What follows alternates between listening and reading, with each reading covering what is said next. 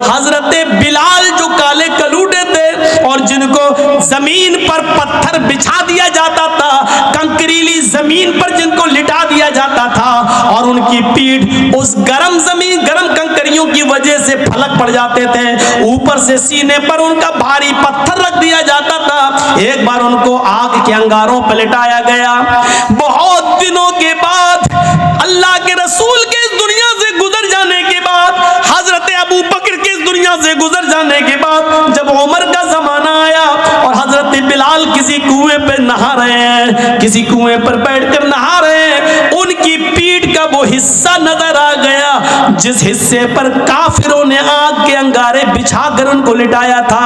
आग के अंगारों से तपी हुई पीठ जो बिल्कुल जल चुकी थी, हजरत उमर फारूक ने जब उस पीठ को देखा, अल्लाह के रसूल के गुजर जाने के बाद, अबू बकर के गुजर जाने के बाद, हजरत उमर जब खलीफा बने और उनके सामने जब वो पीठ आई तो हजरत उमर पीछे से जाते हैं और उस पीठ पर बोसा दे देते हैं, उस पीठ पर अपने होंठ रख देते हैं। हजरत बिलाल ने जो पीछे मुड़ के देखा, कहने लगे अमीरुल मोमिनीन, हजरत बिलाल जल्दी से गुस्ल करते हैं। जब हजरत उमर के पास उनसे मिलने के लिए आते हैं तो हजरत उमर फारूक ने अपने सर से अमामा उतारा, पगड़ी उतारी और जल्दी से उसको जमीन पर बिछा दिया और कहा, बिलाल आओ आओ बिलाल, इस पगड़ी पर बैठो, हमारे सर से उतरे हुए इस अमामे पर बैठो, तुम्हारी इज्जत तो जनाब मोहम्मद रसूलुल्लाह ने की है तो हम क्यों नहीं करेंगे, ये हमारे सरदार हैं। आओ आओ मेरे प्यारे साथियों, शक्लो सूरतों की वजह से किसी को इज्जत नहीं मिलती है, इज्जत तो अमल और तकवे की वजह से मिलती है। यही बिलाल है कि जिनके बारे में अल्लाह के नबी ने कहा था, बिलाल तुम ऐसा कौन सा अमल करते हो कि मैंने जन्नत में तुम्हारे जूतों की आवाज सुनी है। फरमाया अल्लाह के रसूल, आए अल्लाह के नबी, मैं जब भी मेरा वुजू टूटता है तो मैं दोबारा वुजू बना लेता हूँ और वुजू बनाने के बाद 2 4 6 8 रकातें जरूर पढ़ लेता हूँ जितनी अल्लाह मुझे तौफीक देता है।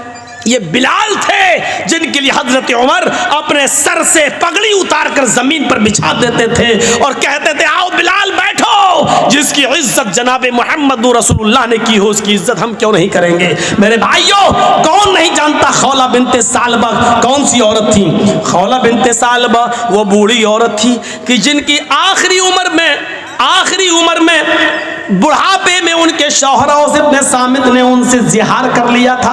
आप नहीं समझ पाएंगे जिहार किसको कहते हैं, मैं आपको थोड़ी सी स्पीड कम करके बताता हूँ। उनके पति ने, औस इब्न सामित ने अपनी पत्नी खौला बिनते सालबा से कह दिया था, अंते अलैया का ज़हर उम्मी, आज के बाद तू मुझ पर मेरी माँ की तरह हराम हो गई। यानी जैसे मेरी माँ मुझ पर हराम है, आज के बाद तू भी मुझ पर हराम है, मैं तुझे हाथ नहीं लगाऊंगा। कोई पत्नी से अगर ये जुमला कह दे तो उसके लिए आज तो सज़ा है, लेकिन जब औस इब्न सामित ने कहा था उस वक्त सज़ा मुतय्यन नहीं हुई थी। उस वक्त उसूल ये था कि अगर किसी ने अपनी बीवी को अपनी माँ की तरह कह दिया तो माँ ही की तरह उसको मानना पड़ता था। अब उससे मिल नहीं सकता था। जैसे माँ की खिदमत करते थे वैसी उसकी खिदमत करना पड़ेगी, उसके पैर दबाओ, माँ कह दिया तो वो माँ की तरह उसकी सेवा करो, ये कानून था पहले। तो खौला बिनते सालबा ने कहा औस इब्न सामित से, ये तुमने क्या किया, मुझे माँ की तरह हराम कर लिया, अब मेरे बच्चों का क्या होगा। रोने लगी, लेकिन बंदूक से गोली जब निकल जाए तो पछताने से क्या फ़ायदा। अब तीर से कमान निकल चुका है, कमान से तीर निकल चुका है, अब पछताने से क्या फ़ायदा। लेकिन औस इब्न सामित ने कहा, जाओ ऐ खौला, अल्लाह के रसूल के पास जाओ, शायद तुम्हारे लिए कोई रास्ता निकल जाए। खौला अल्लाह के नबी के घर में आती है। सुनिए, जरा गौर से सुनिए, खौला अल्लाह के रसूल के दरवाजे को दस्तक देती है। मस्जिद नबी से लगा हुआ हुजरा अल्लाह के नबी का, अल्लाह के नबी ने दरवाजा खोला, सामने खौला खड़ी है, अंदर आओ। अंदर ले गए, क्या हुआ पूरी बात बताई। ऐ अल्लाह के नबी, हमारे लिए रास्ता निकालिए, मेरे शौहर ने मुझे अपने ऊपर अपनी माँ की तरह हराम कर लिया। अल्लाह के नबी ने कहा, ऐ खौला जाओ तुम यहाँ से, मेरा दिमाग क्यों खराब कर रही हो? तुम्हारे लिए मेरे पास कोई रास्ता नहीं है। ऐ खौला जाओ, अब तो तुम उनके लिए उनकी माँ की तरह हो चुकी हो, अब तो हमारे पास भी कोई रास्ता नहीं है। वो जिद करने लगी, तलाक नहीं दिए मैं कैसे उनको छोड़ूं, सिर्फ माँ ही तो कह दिए, तो कोई रास्ता तो निकालिए। अल्लाह के नबी ने फरमाया कि मेरे पास तुम्हारे लिए कोई रास्ता नहीं है। हदीस के अल्फाज तो ये हैं कि अल्लाह के नबी ने उनको उठाया और फरमाया, खौला तुम क्यों हमसे जिद कर रही हो? जब मैं तुम्हारे लिए कोई कानून नहीं बदल सकता, फिर मुझसे जिद करना बेकार है। चलो ये दरवाजा खुला है, मैं खोल देता हूँ, तुम जाओ। आज के बाद तुम अपनी माँ, अपने शौहर के लिए माही की तरह हराम हो चुकी हो। अल्लाह के रसूल ने खौला बिनते सालबा के लिए दरवाजा बंद कर दिया। जाओ, नहीं नहीं, कोई रास्ता नहीं है, और उनको बाहर करके दरवाजा बंद कर दिया। खौला बाहर निकली, लेकिन सामने मस्जिद नबवी की चौखट देखती है, घुसती है और मस्जिद नबवी के दरवाजे पर पैर रखती हैं तो अल्लाह के रसूल का दरवाजा देखती हैं, नबी की चौखट देखती हैं। एक तरफ मस्जिद को देखती हैं, एक तरफ नबी की चौखट को देखती हैं। चेहरे पे मुस्कुराहट आती है खौला बिनते सालबा के, और क्या कहती है, आए मोहम्मद सल्लल्लाहु अलैहि वसल्लम, कहो जोर से, सल्लल्लाहु अलैहि वसल्लम। आए मोहम्मद सल्लल्लाहु अलैहि वसल्लम, आपकी चौखट बंद हो गई तो क्या हुआ, आपका दरवाजा बंद हो गया तो क्या हुआ, रब का दरवाजा तो खुला है, रब की चौखट तो खुली है। मस्जिद के अंदर जाती है, कुएं से पानी खींचती है, वुजू बनाती है और उसी मस्जिद नबवी में 2 रकात नमाज पढ़ती है। और 2 रकात नमाज पढ़ने के बाद उस औरत ने, खौला बिनते सालबा ने, अपने हाथ बुलंद कर लिए और कहा, अल्लाह, नबी का दरवाजा बंद है लेकिन तेरा दरवाजा तो बंद नहीं है। इलाल आलमीन, मेरे शौहर ने मुझसे जिहार कर लिया है, अपनी माँ की तरह हराम कर लिया है। बच्चों को प्यार तो मैं दे सकती हूँ, लेकिन खिलाने पिलाने की जिम्मेदारी तो मेरे शौहर की है। आय अल्लाह, मेरे लिए और मेरे हस्बैंड के दरमियान कोई रास्ता निकाल, मेरे और मेरे पति के दरमियान कोई रास्ता निकाल। तेरे नबी की चौखट बंद, तेरे नबी का दरवाजा बंद, तेरे नबी ने रास्ते बंद कर दिए, तेरा दरवाजा खुला है। मैं तेरी चौखट पर सर रखती हूँ, पेशानी रखती हूँ, माथा रखती हूँ। आय अल्लाह, मेरी फरियाद सुन ले। आसमान से अल्लाह ने जिब्राइल को भेजा, कुरान गवाह है, कद समिअ अल्लाहु कौलल्लती तुजादिलुका फी ज़ौजिहा व तश्तकी इलल्लाह। अल्लाह ने उस औरत की फरियाद सुन ली जो आपसे बहस कर रही थी, जो आपसे तकरार कर रही थी अपने शौहर के बारे में, और मस्जिद के कोने में बैठकर वो तश्तकी इलल्लाह, अल्लाह से गिड़गिड़ा रही है, अल्लाह से रो रही है। आए बुजुर्गों की चौखटों को छूने वालों, आए मज़ारों की मिट्टियों को चाटने वालों, ये मोहम्मदुर रसूलुल्लाह का दरवाजा जब बंद होता है तब रब का दरवाजा खुलता है। ये रब का दरवाजा है। अल्लाह के रसूल का दरवाजा जिंदगी में बंद था तो उस औरत ने क्या कहा, आय अल्लाह, मोहम्मद की चौखट बंद हो गई तो क्या हुआ, तेरी चौखट तो खुली है, तेरा दरवाजा तो खुला है। जब सारे दरवाजे बंद हो जाते हैं तब अल्लाह का दरवाजा खुलता है। मेरे प्यारे साथियों, वो औरत आई, अल्लाह ने उसकी दुआ सुनी और मोहम्मद रसूलुल्लाह के पास पैगाम भेजा। जिब्राइल आए, कहा जाओ उस औरत को बुलाओ जो मस्जिद में अल्लाह से फरियाद कर रही है। अल्लाह ने उसकी दुआ सुन ली है और कानून बदल दिया है। आज के बाद अगर कोई शख्स अपनी बीवी को अपनी माँ की तरह हराम कहेगा तो उसके लिए सज़ा मुतय्यन कर दी, लेकिन रास्ता निकाल दिया। वो एक गुलाम आज़ाद करेगा, एक गुलाम आज़ाद करे और फिर बीवी बना ले। जिसको माँ कह दिया, चल, बहुत से लोग कह देते ना, चल भाग, आज के बाद तू मेरी अम्मा, चल नहीं जाएंगे। जो बोल देते हैं ना, ये मामूली जुमला नहीं है, बहुत ख़तरनाक जुमला है। अल्लाह के रसूल के लिए अल्लाह ने रास्ता बनाया। उस औरत के लिए क्या कहा, एक गुलाम आज़ाद करे और बीवी बना ले, और गुलाम आज़ाद करने की ताकत ना हो तो 60 रोज़े रखें मुसलसल, पे दर पे, कंटिन्यू, बीच में एक भी छूटना नहीं चाहिए। बुखार आ जाए, बीमारी हो जाए या कोई मजबूरी हो तो अलग बात है, लेकिन बिना किसी बीमारी के और बिना किसी मजबूरी के एक भी रोज़ा अगर बीच में छोड़ दिया तो सब बेकार। मसलन 60 रोज़े रखना, 55 रख लिए, चलो 1-2 दिन आराम कर लेते, 5 ही तो रह गए बाद में पूरे। जहाँ एक छोड़ा 55 बेकार। फिर एक से रखो। शहरैन मुतताबिऐन, कंटिन्यू लगातार आपको रोजे रखना है 2 महीने तक, 60 रोजे मुसलसल। शहरैन मुतताबिऐन, 60 नहीं 59 भी हो सकते हैं। अगर 2 महीने 29 के चांद हो जाएं तो 58 भी हो सकते हैं। एक चांद 29 का हो जाए, एक चांद 30 का हो जाए तो 59 भी हो सकते हैं। दोनों चांद 30 के हो जाएं तो 60 भी हो सकते हैं। तो शहरैन मुतताबिऐन, 2 महीने कंटिन्यू मुसलसल रोजे रखेगा वो। और ये भी ताकत ना हो तो तीसरा रास्ता, 60 मिस्कीनों को खाना खिलाओ। चाहो तो एक ही दिन बुलाकर 60 को खिला दो। आज 60 को खिला दोगे तो आज ही वो तुम्हारी बीवी बन जाएगी। एक एक करके 60 दिन खिलाओगे तो 60, जब तक 60 पूरे खा नहीं लेंगे तब तक वो तुम्हारी बीवी नहीं बनेगी। ये तुम्हारी सहूलत के ऊपर है। चाहो तो एक एक करके 60 दिन खिलाओ, या 60 फकीरों को एक दिन बुला के खाना खिलाओ, या 10-10 करके 6 दिन खिला लो। ये आपकी सहूलत के ऊपर है। जब तक 60 मिस्कीन पूरे खाना खा नहीं लेंगे, आप अपनी बीवी से बीवी की तरह मिल नहीं सकते हैं। वो तुम्हारी बीवी बन जाएगी। ये सजा मुतय्यन कर दी, लेकिन रास्ता निकाल दिया। पहले तो रास्ता नहीं था। तो खौला बिनते सालबा के दरवाजे की दुआ को अल्लाह ने सुन लिया। ये आखिरी वक्त में खौला बिनते सालबा की कमर झुक गई। कमर लाठी लेके चल रही थी और एक दिन हजरत उमर घोड़े पर बैठकर जा रहे थे। खौला बिनते सालबा एक पुल पर लाठी टेक कर खड़ी थी और वहीं से इशारा कर रही थी, उमर रुक। उमर रुक गए। इधर आओ। हजरत उमर खौला बिनते सालबा की आवाज सुनकर घोड़े से उतर गए और चले गए। नीचे झुक और कुछ बात कहने लगी उनके कान में। उमर फारूक के साथ जो लोग थे उनको बड़ा गुस्सा आया। एक मामूली सी बुढ़िया उमर फारूक को धमकी देती है, उनका घोड़ा रोकती है, उनको घोड़े से नीचे उतारती है और कहती है कान इधर कर। कान में कुछ बोलती है। फरमाया अमीरुल मोमिनीन, एक मामूली औरत आपको घोड़े से उतारती है और आप उतर जाते हैं। एक मामूली औरत आपको इशारा करके बुलाती है और आप चले जाते हैं। एक मामूली बुढ़िया आपको कहती है कान नीचे कर, और वो आपके कान में कुछ बोलती है, आप सुन लेते हैं।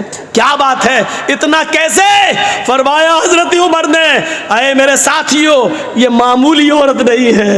खौला बिनते सालबा मामूली नहीं है। जब मोहम्मद के दरवाजे बंद हो चुके थे तब इसके दरवाजे को अल्लाह ने खोला था।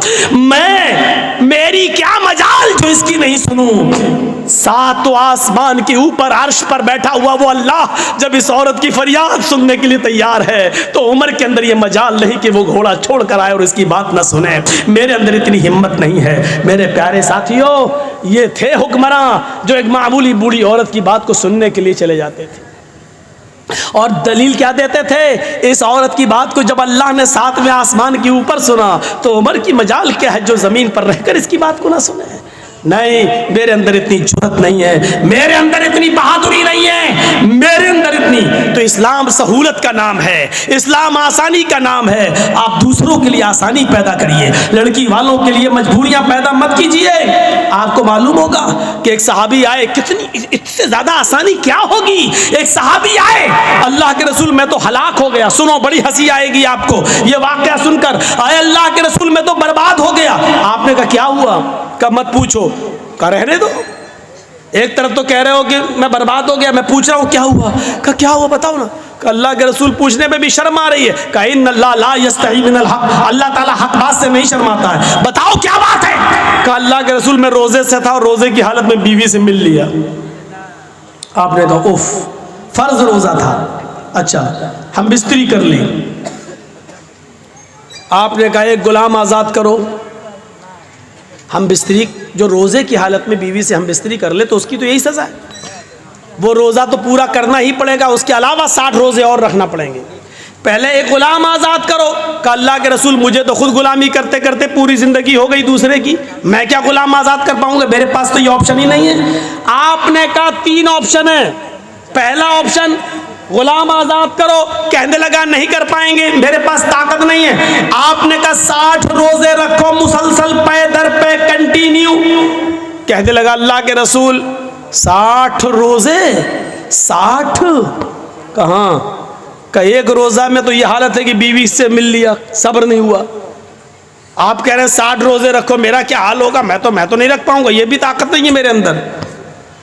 और कमजोर आदमी रमज़ान के रोज़े तो बड़ी मुश्किल से रख पाता हूँ, इसके अलावा 60 रोज़े और मैं कैसे रख पाऊँगा।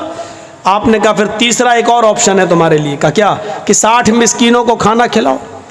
कितने? का 60।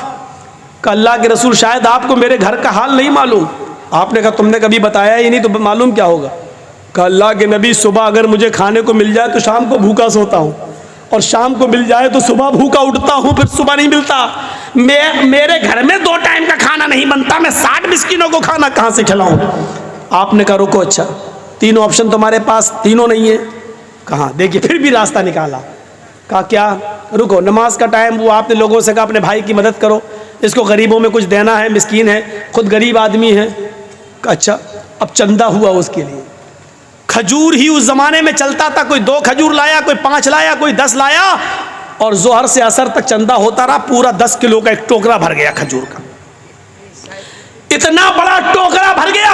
आपने उस टोकरे को उठाकर उसको दिया, ले पकड़, तुम्हारे भाइयों ने तुम्हारी मदद की है, जाओ ये खजूर अपने गांव में ले जाओ, अपने कबीले में सब गरीबों में दे देना, उन्हीं को बांट देना, तुम्हारा कफारा अदा हो जाएगा, तुम्हारी गलती मिट जाएगी, जाओ ये गरीबों में तकसीम कर देना। कहने लगा अल्लाह के रसूल कहाँ इसको बांटूं? कहा अपने गांव में। किस में बांटूं? कहा गरीबों में। कहता अल्लाह की कसम पूरे गांव में मुझसे ज्यादा गरीब कोई है ही नहीं। ये देखिए, अरे अल्लाह के रसूल पूरा गांव आप देख लीजिए, मेरा पूरा कबीला, मेरे पूरे गांव पूरे कबीले में मुझसे ज्यादा गरीब कोई है ही नहीं। ये सुनकर अल्लाह के रसूल की भी हंसी निकल गई। क्या कह रहे हो? पूरे गांव में तुमसे ज्यादा गरीब कोई नहीं? का नहीं, तू जाओ, तुम खुद ही ले जाओ, खुद खा लेना, अपनी बीवियों बच्चों को खिला देना, तुम्हारा कफारा अदा हो जाएगा। ये आसानी। जुर्म भी किया, ऑप्शन भी नहीं है तीनों में से कोई एक, चंदा भी हुआ उसके लिए, और अल्लाह के रसूल ने कहा जाओ गरीबों में बांट देना, तो कहता मुझसे ज्यादा गरीब कोई है ही नहीं। तो आपने कहा तुम ही खा लेना, जाओ और अपनी बीवी बच्चों को खिला दो, कफारा अदा हो जाएगा। ये लीजिए, ये आसानी है, आसानी। इससे ज्यादा सहूलत और कहां मिलेगी? इसलिए इंसानियत सीखो।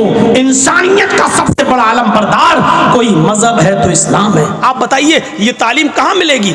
वला तसुब्बुल्लज़ीना यदऊना मिन दूनिल्लाहि फयसुब्बुल्लाह अदवन बिगैरि इल्म। ये कहां मिलेगी तुम्हें तालीम? दुनिया के किसी मजहब को उठाकर दिखा लो। आज बहुत लोग चिल्लाते रहते हैं हम ये हम वो, और आज बने बैठे हैं लोग, कुर्सी संभाले बैठे हैं, लेकिन ये दिखाएं अल्लाह क्या कह रहा है? ला तसुब्बुल्लज़ीना यदऊना मिन दूनिल्लाह। जो लोग अल्लाह के अलावा गैरुल्लाह की इबादत करते हैं, मदद के लिए गैरों के पास जाते हैं, गैरों की इबादत करते हैं, तुम उनके बुजुर्गों को बुरा मत कहो, उनके माबूदों को बुरा मत कहो। ला तसुब्बुल्लज़ीना यदऊना मिन दूनिल्लाह। जो अल्लाह के अलावा गैरों की इबादत करते हैं, तुम उनके बुजुर्गों को गाली मत दो। क्या कहा? उनको गाली मत दो। क्यों? फयसुब्बुल्लाह अदवन बिगैरि इल्म। फिर वो दुश्मनी में तुम्हारे अल्लाह को गाली देंगे बगैर इल्म के। फिर वो जहालत की बुनियाद पर वो तुम्हारे रब को गाली देंगे। मुसलमानों, ये सबसे बड़ी नसीहत की अल्लाह ताला ने मुसलमानों बताया। क्या? अगर कोई हमें उल्टा कह रहा, गलत कह रहा है, तो इसका ये मतलब नहीं कि तुम भी उसको उल्टा कहोगे। कोई हमारे, ये बताइए, कोई पागल कुत्ता अगर हमारे पैर में काट ले, अब आप समझ जाओ तो मजा आ जाए हम पागल कुत्ता किसको कह रहे हैं। अगर इस पागल कुत्ते को आप समझ जाओ तो मेरी पूरी तकरीर कामयाब है, और ये नहीं समझ पाए तो फिर बेकार है। हम पागल कुत्ते का नाम इसलिए नहीं ले रहे हैं क्योंकि इन चैनल वालों ने मुझे मजबूर कर दिया है, सच बोलने पर और कड़वी बात बोलने पर मुझे मजबूर कर दिया है। नहीं बोलता हूं मैं। अब ये आपको इशारों में समझना है। इन चैनल वालों ने अपना चैनल चमकाने के लिए मुझे वो जुमले न बोलने के लिए मुझे मजबूर कर दिया है। अब हम नहीं बोलेंगे, किसी भी जलसे में नहीं बोलेंगे। उस पागल कुत्ते को अगर आप समझ जाएं तो मजा आ जाए, पूरी तकरीर आप समझ जाएंगे वो पागल कुत्ता कौन है। अगर कोई पागल कुत्ता हमें काट ले तो उसका जवाब ये नहीं है कि हम भी उस पागल कुत्ते को काटें। क्या कोई अक्लमंद उस पागल कुत्ते को काटेगा? अच्छा ये बताइए कि एक पागल कुत्ते ने हमें काट लिया, अब हम उसको काटने जा रहे हैं तो लोग हमको क्या कहेंगे? ये भी पागल है। कुत्ते ने काटा, पागल था तू भी उसको काट रहा। कोई अगर हमारे नबी को गाली दे रहा है, हमारे नबी की शान में उल्टा सीधा बोल रहा है, वो पागल है, उसका दिमाग भ्रष्ट हो चुका है। अब हम उस पागल कुत्ते को काटने जाएं, ये कहां की इंसानियत है? मेरे भाइयों, कितनी मशहूर मिसाल है, कुत्ते भौंकते रहते हैं और हाथी चलता रहता है। आपने देखा है कभी भी हाथी ने पीछे मुड़कर कुत्ते को नहीं देखा है। कुत्ते भौंक रहे हैं, हाथी चल रहा है। क्यों? वो जानता है अगर मुड़कर, अगर हमने देखा पीछे मुड़कर और इनको घुर्राया तो हमारा वक्त बर्बाद होगा, हम जहां जाना चाहते उस मंजिल से हम रुक जाएंगे। वो कुत्ते हैं, भौंक रहे हैं, भौंक भौंक के खुद ही थक जाएगा, हम क्यों अपना वक्त बर्बाद करें? मुसलमानों, मैंने बहुत कुछ कह दिया है। हमारे नबी को गाली दी जा रही है, हमारे नबी की शान में गुस्ताखी भी हो रही है, कार्टून तक छापे जाते हैं, इश्तियाल, हमें मुश्ताइल करने के लिए नारे भी लगाए जाते हैं। लेकिन अगर हम इन सबको पागल कुत्ता समझकर छोड़ दें और इनको जो कर रहे हैं हम जवाब में वैसा ना करें जैसा ये कर रहे हैं, यही अक्लमंदी है। हमें मुश्ताइल होने की जरूरत नहीं है, हमें जोश में आने की जरूरत नहीं है, हमें होश के नाखून लेने की जरूरत है, क्योंकि उनका कुछ नहीं होगा। आप देख लीजिए, सुप्रीम कोर्ट ने आदेश दिया है मॉब लिंचिंग पर कानून बने, लेकिन मॉब लिंचिंग पर कानून नहीं बनता है। कानून बनता है ट्रिपल तलाक पर, कानून बनता है 370 हटाने पर कश्मीर से, कानून बनता है CAA NRC पर। मेरे भाइयों, जिस पर सुप्रीम कोर्ट ने आदेश नहीं दिया उस पर कानून बन रहा है, और जिसको सुप्रीम कोर्ट कह रही है कि मॉब लिंचिंग पर कानून बनाओ, सख्त से सख्त सजा मुतय्यन करो, तो उस पर कानून नहीं बनता। आप दो चार वैसे ही नारे लगाकर क्या कर लेंगे? इस हम्माम में जब सब नंगे हैं तो आप क्या कर लेंगे?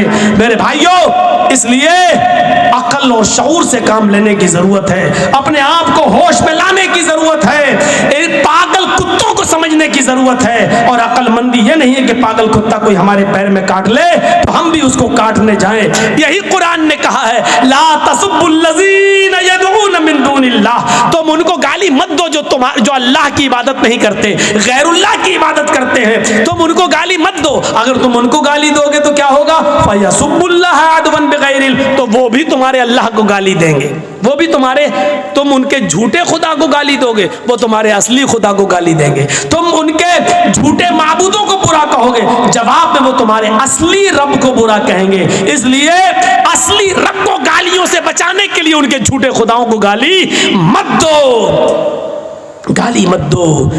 उनके अंदर जिहालत है, बगैर इल्म, वो जिहालत की बुनियाद पर रब को गाली देंगे, क्योंकि वो अल्लाह को जानते नहीं है, पहचानते नहीं है। तो ये मेरी तकरीर का खुलासा था। मेरे भाइयों, 11 बजे मेरा टाइम था और शायद 11:15 बजे, 11:30 बजे मुझे लाया गया, पौने 2 घंटे। और आज इस सफ़र का ये मेरा पहला प्रोग्राम था। मैं लखनऊ से सीधे चला दिल्ली, डायरेक्ट फ्लाइट नहीं थी, पहले दिल्ली और फिर दिल्ली से फिर इधर। तो मेरे भाइयों, फिर वहाँ से यहाँ तक आना और बिल्कुल थका हुआ, क्योंकि कल मैं फिर इटावा गया, इटावा से फिर लखनऊ आया, फिर लखनऊ से फिर दिल्ली गया, फिर दिल्ली से बागडोरा आया। तो मैं भी इंसान हूँ मेरे भाइयों, कोई मशीन तो हूँ नहीं कि जितना चाहो उतना बोलते रहें। तो हम दुआ करते हैं अल्लाह ताला से कि बारे इलाह हमारी ख़ताओं को माफ़ फरमा दे, हमारे गुनाहों को बख्श दे, हमारे अंदर इंसानियत पैदा फरमा दे। और इस्लाम इंसानियत का दर्स देता, अल्लाह इंसानियत कूट कूट के हमारे अंदर पैदा फरमा दे। बारे इलाह, हम तुझसे दुआ करते हैं जो लोग पागल कुत्तों की तरह हमें काट रहे हैं, आए अल्लाह तो उनको अक्ल सलीम अता फरमा और हम मुसलमानों को सब्र करने की तौफीक अता फरमा। बारे इलाह, हमें हर मामले में अक्ल और शऊर से काम लेने की तौफीक अता फरमा। जब तक तो हमें जिंदा रख, इस्लाम पर जिंदा रखना, जब हमारा खात्मा हो तो ईमान पर हमारा खात्मा फरमाना। वमा अलैना इल्लल बलागुल मुबीन व आखिरु दावाना अनिल हम्दुलिल्लाहि रब्बिल आलमीन। अस्सलामु अलैकुम व रहमतुल्लाहि व बरकातुहू।